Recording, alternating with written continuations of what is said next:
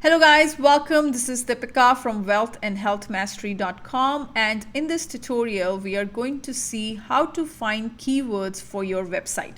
Now let's assume you created a brand new website and now you are looking to get some traffic to your site, and the best way of getting traffic is to get it organically. And the way you're going to get organic traffic is by writing content on your site.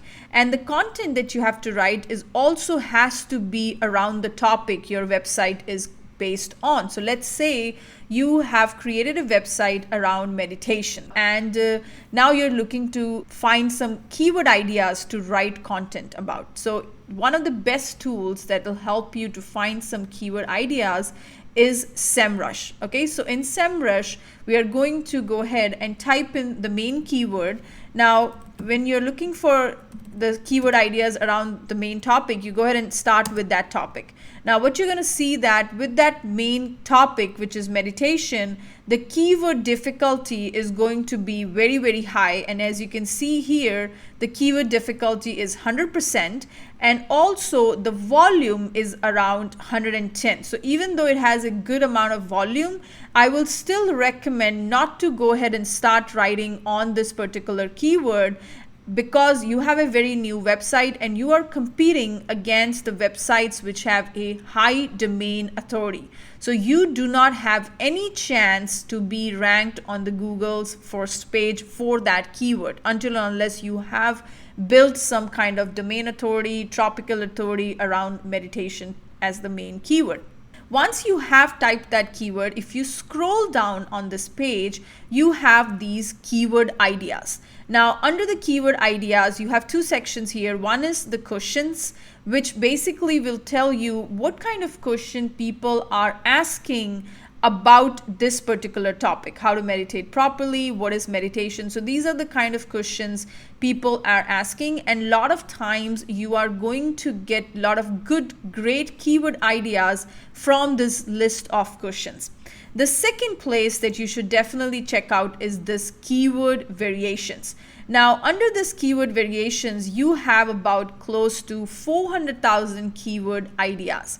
Even though you have a huge list of keywords, I will not recommend you to pick up anything. You have to be mindful of the keyword difficulty and also what kind of volume each of those keywords has. And you have to find a balance where people are looking for that particular keyword, and it's also going to be easy to rank on the Google's first page.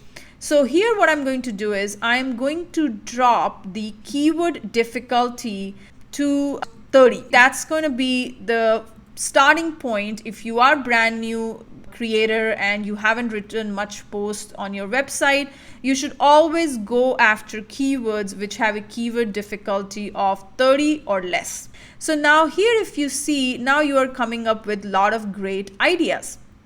You have transcendental meditation mantras. You can write a post about them, and it has a good volume, which is about 24, which is a good starting volume. And this is not the final volume. You can always think it's going to be higher or lower, 10 to 20%. So you are going to have a good amount of volume with that. Now let's go ahead and prepare a sheet here, and I'm going to start entering some keyword ideas here. So this is one of the very good keywords which has a good volume as well as it has a good keyword difficulty. Now similarly, if you want to go ahead and see the volume also. Now volume can be, if you want to see the volume has to be more than 500. Now you're going to say minimum volume should be 500, and let's see what kind of ideas we get now. So you have put a volume of 500, and if you see here, the keyword difficulty is still 30%. All of these keywords have a volume of minimum 500. Now you can go down on this volume and you can get a better list of keywords.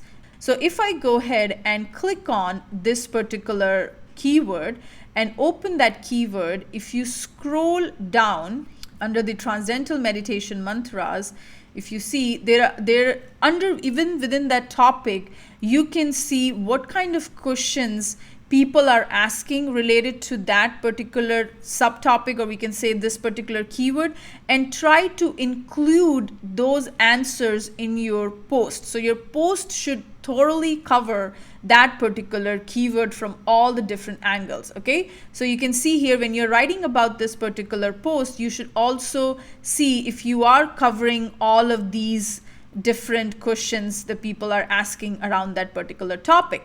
And you can use different variations of that keyword within your blog post. Now, if you scroll down here, you are going to see the SERP analysis, means currently what kind of websites are ranking for this particular keyword. And if you see here, you have enhancedapp.io is the first one.